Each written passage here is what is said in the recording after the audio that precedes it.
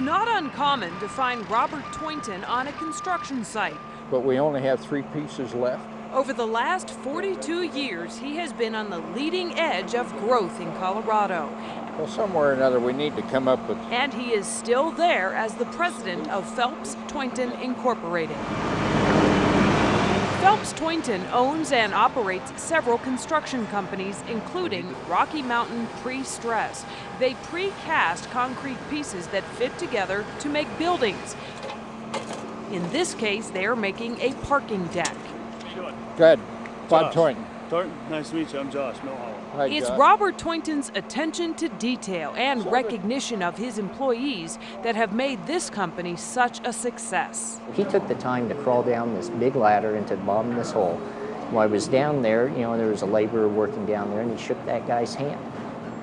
Well, that gentleman remembered that years later, and I ran into him, and he said to me, he says, "I know your dad." And he told me that story all over again.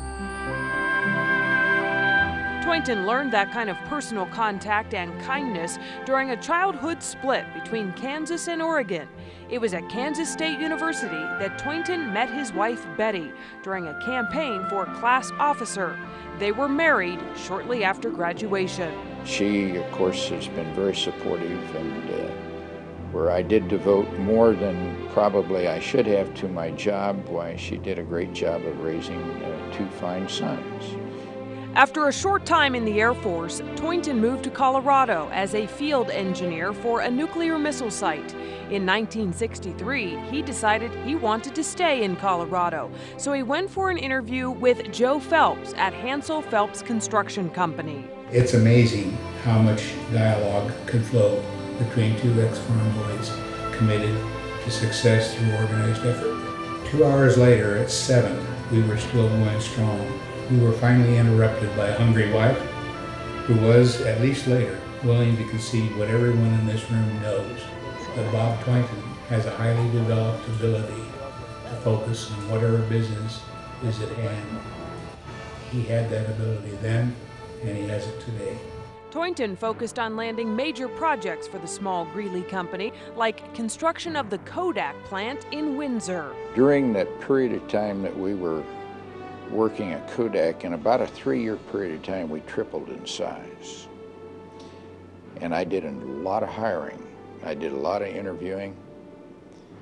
And we were growing at a rate that was very difficult to maintain. But they were able to maintain that growth by hiring good employees and taking on bold challenges that would help build the company's reputation. He had no fear of the unknown. He was an opportunist, so we would go places and build things where other people wouldn't go. Including taking a chance on a new type of engineering that would land them a major project in downtown Denver, the Tabor Center. The reason why I'm proud of that is that the skin on that building is poured-in-place concrete, because originally that building was designed with stone on the facing of it. And it was a $6 million value engineering proposal to change that to poured-in-place architectural concrete.